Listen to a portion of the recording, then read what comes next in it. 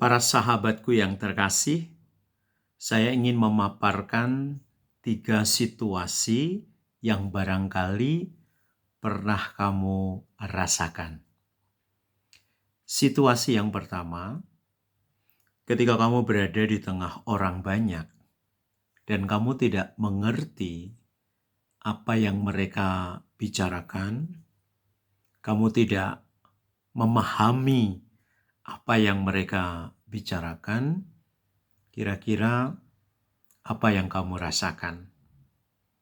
Dan ketika kamu tetap memutuskan berada di tengah orang banyak itu yang terus-menerus berbicara dan kamu tidak mengerti dan tidak memahami. Tapi kemudian kamu menggunakan perspektif yang baru. Kamu memutuskan untuk tetap berada di tengah-tengah mereka dengan menggunakan bahasa kalbu, dengan menggunakan bahasa hati. Pasti ketika kamu tetap berada di situ, kamu akan memancarkan kehangatan. Dan setelah semuanya selesai, suatu kali orang akan belajar dari apa yang pernah kamu alami itu, di mana kamu tetap bertahan, tetap berada di tengah-tengah mereka meskipun kamu tidak mengerti dan kamu tidak memahami apa yang sedang mereka bicarakan. Lalu situasi yang kedua, ketika kamu berada di tengah orang banyak, tapi kamu adalah orang yang banyak bicara, sedangkan yang lain hanya mendengarkan. Kira-kira apa yang bisa kamu rasakan? Pada situasi yang kedua ini, hanya kamu sendiri yang bisa menjawabnya. Ketika kamu banyak bicara, selama pertemuan itu berlangsung, dan orang lain hanya mendengarkan apa yang kamu bicarakan. Jawabannya adalah hanya kamu yang bisa mengerti mengapa situasi itu terjadi dan bagaimana rasanya.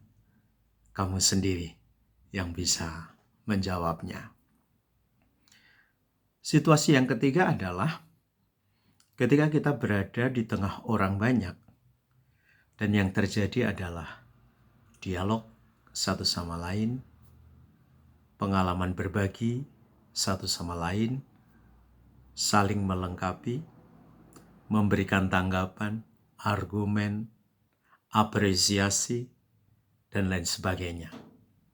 Lalu apa yang kita rasakan? Kita akan banyak belajar dari satu sama lain. Dan itulah yang disebut dengan komunikasi. Dalam berkomunikasi memang ada dialog satu sama lain, berbagi satu sama lain. Bahkan kalau misalnya jumlahnya cukup banyak di tengah komunitas itu, memang tidak semua orang bisa berbicara. Tapi ketika orang berbicara, lalu kita bisa mengerti dan kita bisa memahami, maka yang terjadi kemudian adalah saling belajar, saling berdialog. Dan bahkan bisa saja yang terjadi adalah dalam dialog itu, dalam pengalaman berbagi itu, orang bisa mendapatkan banyak hal yang tidak hanya berkualitas, tetapi juga memberikan motivasi yang baik untuk hidupnya. Begitu saja para sahabatku, dalam obrolan singkat ini, saya hanya ingin memaparkan 3 situasi tadi.